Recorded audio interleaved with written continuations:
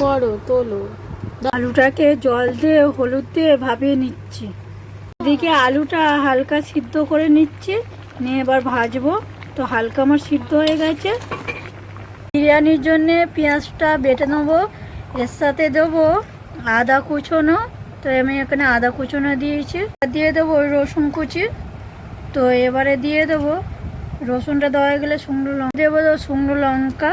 তো আমি এখানে 5-6টা শুকনো লঙ্কা দিয়েছি। আর পেস্ট করে নেব।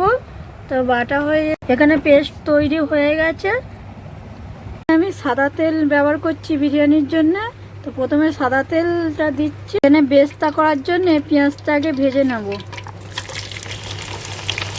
আর একটু লাল লাল করে ভেজে নেবো বেস্তাটাকে। সেটা রেডি হয়ে গেছে। ওই তেলে আলুগুলো ভেজে নেব। আর এইদিকে আলুটা একটু লাল লাল করে ভেজে নিয়েছি। মাংসটা নিয়ে নিয়েছি, আর ওই যে বাটা পেস্টটা ছিল সেটা দিয়ে দিচ্ছি। পরিমাণ মতন লবণ, পরিমাণ মতন হলুদ, লঙ্কা গুঁড়ো। তো একটু ঝাল ঝাল আমরা খাই, তাই একটু বেশি করেই লঙ্কা গুঁড়ো দিয়েছি। বিরিয়ানি মশলা, একটু টক দই। তো সব উপকরণ একসাথে মাখিয়ে নেব। এবার ভালো করে ম্যারিনেট করে 10 মিনিট রেখে দেবো। এটা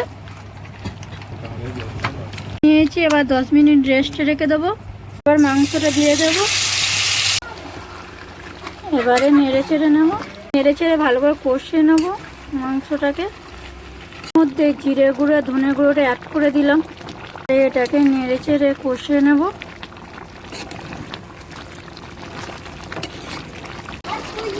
দেখো কত সুন্দর কষানো হয়ে এসছে। এবার দিয়ে দেবো একটু বেরেস্তা। তো আমি এর ওপর দিয়ে একটু বেরেস্তাটা দিয়ে দিলাম, দিয়ে আবার কষে নিলাম। এরকম করে পুরো কষানো হয়ে এসছে। এবার একটু নামিয়ে দেবো। এখানে 1 কেজির মতন বাসমতি চাল নিয়ে নিয়েছি, তো বিরিয়ানির চাল। তো এটাকে ভিজিয়ে রেখে দেবো। এটাকে আমি জল দিয়ে আধা ঘন্টা ভিজিয়ে রেখে দেবো। বিরিয়ানির জন্যে সব মশলাগুলো জলেতে আমি দিয়ে দেবো। দিয়ে দেবো স্বাদ মতন লবণ, দিয়ে দেবো একটু সাদা তেল। জলটা ফুটে গেছে, এবার চালটা আস্তে আস্তে দিয়ে দেব। আমি এখানে পাউডার দুধ ইউজ করেছি। তো আমি এখানে পাউডার দুধের সাথে একটু ফুড কালার অ্যাড করছি। ফুড কালার অ্যাড করলাম। এখানে আমি গোলাপ জল নিয়েছি। তো আমি এখানে 2 চামচ গোলাপ জল দিয়ে দেব। এখানে আমি কেওড়া জল নিয়েছি, তো এটাও 2 চামচ দিয়ে দেব। এইটা মিঠা আর তোর, তো এটাও একটু 1 ফোঁটা দিলাম, দিয়ে গুলে নিলাম। এবার একটু বিরিয়ানি মশলা দিয়ে দিলাম, দিয়ে সব উপকরণ একসাথে মিক্সড করে নিচ্ছে। মাংসটা এবার ঢেলে নিচ্ছে এতে। তো আমি এর গামলির মধ্যেই করব, তার জন্য সাজিয়ে নিচ্ছে। দিয়ে ভাজা আলুগুলো অ্যাড করে দিচ্ছি। ভাজা আলুগুলো সাজিয়ে নিলাম। তো ভাতটা প্রথমে হালকা করে দেবো, নেব ভাতটা দেবো। এবারে দিয়ে দেবো ঘিটা। তো আমি এখানে পুরোটাই ঘি দিচ্ছি, কারণ এটা অল্প আছে, ওই জন্য। এবারে ওই মিশ্রণটা দিচ্ছে, মানে কাটেটো। এবারে পুরোটাই ছড়িয়ে দেব। এরকম করে পুরোটাই সাজিয়ে দেব।